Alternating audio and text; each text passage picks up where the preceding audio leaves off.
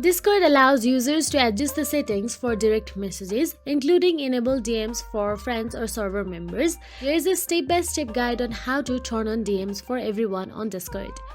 So firstly, launch the Discord app on your device on desktop, mobile or web.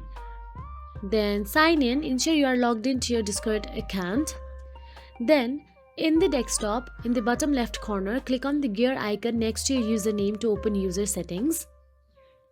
Then on the left hand side panel, you can see content and there you will get to see options about DMs from server members.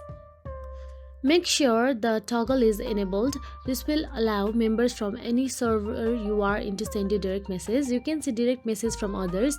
Simply tap on it and there is block and blur option available. Simply tap on the blur. And if you want to allow DMs from everyone on Discord, ensure that the enable DMs for server members is toggled on for each server you are in. If you found this video helpful, please like, share and subscribe, and thank you so much for watching.